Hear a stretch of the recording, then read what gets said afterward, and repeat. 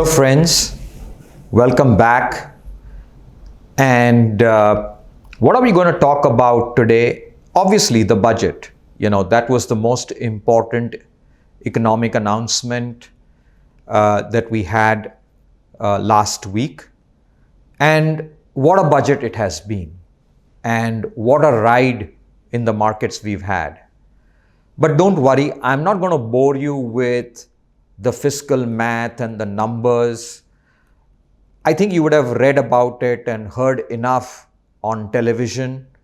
And therefore, my idea today is to talk really about the philosophy or the thinking behind the budget and what has changed, rather than talking about the minute numbers, which are important, but I think they are less important, and we need to first understand the context in which this budget is presented. And as our senior partner, Mr. Rakesh Jhunjhunwala, said on TV, that the budget is telling us much more than what we are able to interpret. So what is it that the budget is telling us? And why is it different this time than the several budgets that we've seen in the past? I think first and foremost, I would say that there is a significant change in the mindset of the government. And when I say a significant change in mindset, what I mean is that there is a very clear message that the government is going to go for growth. There is a clear growth orientation. Yes, there is no fiscal profligacy, but at the same time, there is no fiscal conservatism as well. And more importantly, there are no socialistic redistribution policies.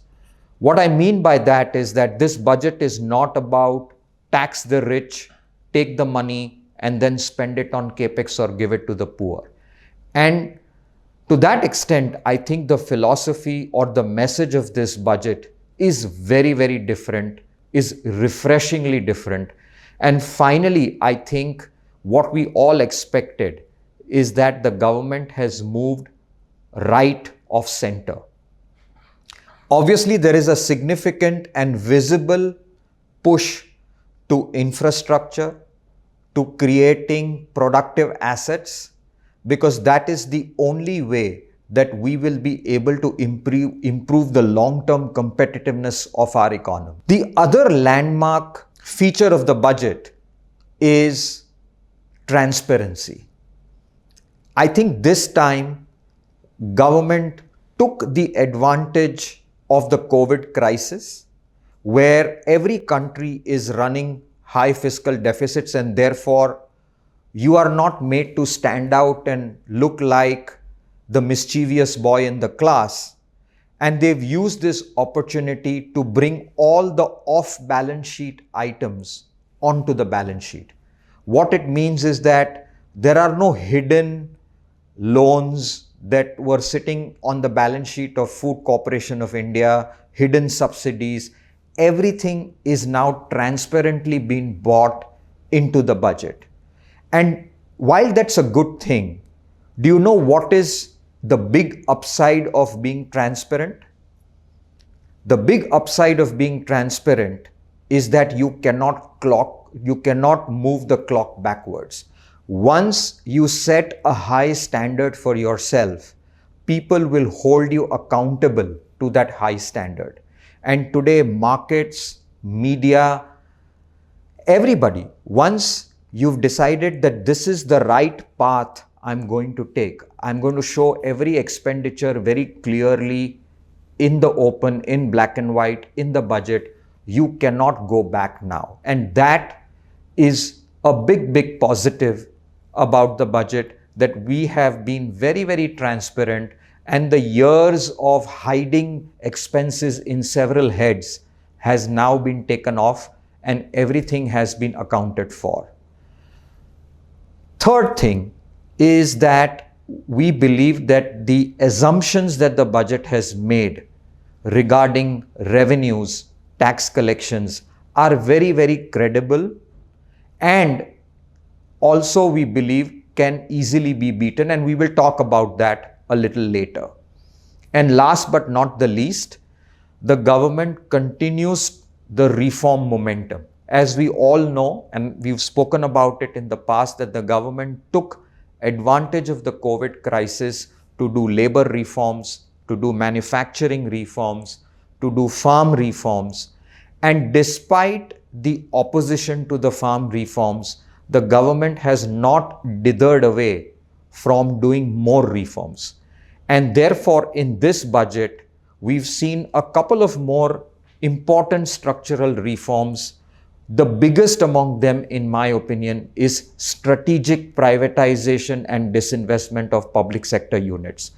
This is very, very important to unlock the value that is sitting in our public assets and invite foreign capital or private capital to come in. Once that capital comes back to the government, they can use that money to further spend on infrastructure. And therefore, we have strategic privatization. We have a bad bank, which will take care of the NPA mess in the banking system, especially the public sector banking system. And what is more important is that the government said they will not have a stake in the management of the bad bank. They want the banks, the private and the public sector banks, to manage that. We have a hike in FDI in insurance from 49 to 74%. And there were certain changes that were made to the duty structure in a manner that incentivizes domestic manufacturing in a very, very big way. So I think these, in my opinion, were the highlights of this budget. And talking about CAPEX, I think what is very, very important is that the way the budget estimates for spending on capital expenditure have been rolled out, I think we are staring at the largest amount of capital expenditure as a percentage of GDP that we've had in the last 15 years, whether it is defense, whether it is roads, whether it is railways, whether it is telecom, whether it is housing, and so on and so forth. And then I mentioned that the tax assumptions that the government has taken are very conservative. We believe that both in the current year as well as in the next year, if the government is able to achieve the disinvestment target, I think revenues will overshoot the numbers that they have shown in the budget. And you know what was very interesting was that I think the expenditure secretary and the finance secretary came on television after the budget, and somebody asked them a question. I think it was somebody from the CII who asked them a question and said that we believe that your revenue projections are conservative. What if you end up earning more than what you have projected? And I think the answer they gave was very instructive of the thinking of the government. They said that if we earn more revenue than what we have expected, we don't want to keep it. We will spend it. And therefore, I think what is very important is that the mindset has changed, that let's grow the economy. Let's grow the pie. Growth will solve a lot of problems. In the past, deficits have never mattered in India as long as growth was very, very high. And the most important part about the planning on the fiscal deficit, if you remember what the government said, and what is not important is the 9.5% fiscal deficit this year and the 6.8 the next year. But what is very important is that they are aiming at a 4.5% fiscal deficit, but in 25-26, which means that the government has a clear 4.5 years of runway to really spend in the economy.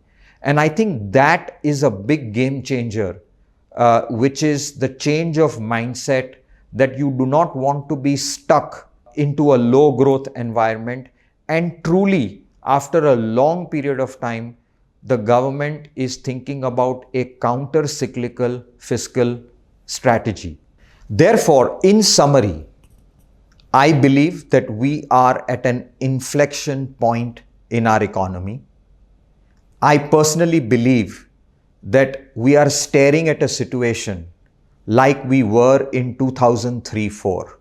The kind of torrid growth we had from 2003 to 2007-8, I think we are likely to witness something like that or even better.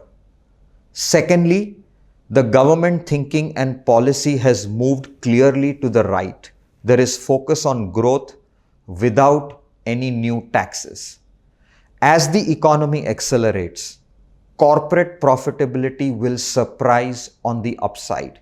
And we've talked about it in the past, how in Q2 and Q3, corporate profitability has surprised investors and analysts on the upside. I will not be surprised if corporate profitability continues to surprise us, not just in the next few quarters, but for the next few years.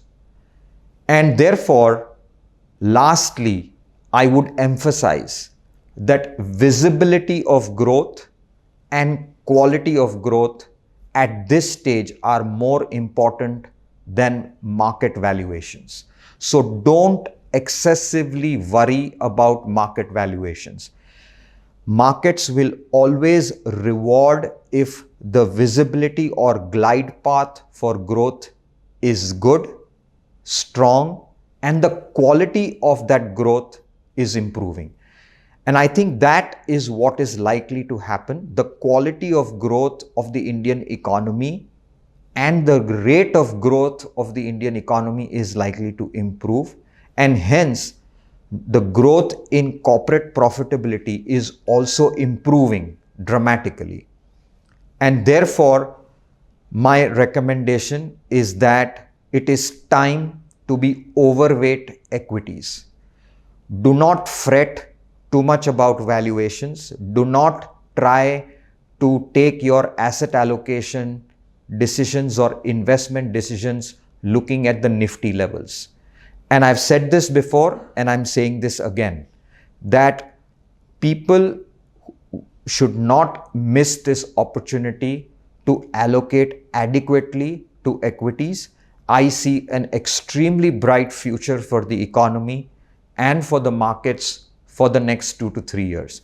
Yes, there will be those occasional corrections in the market, but we shouldn't excessively worry either about valuations or about corrections. The story has moved to growth and quality of growth. And therefore, I think that invest fearlessly, invest with conviction, and have reasonable expectations of returns. Thank you, and we will come back to you next month.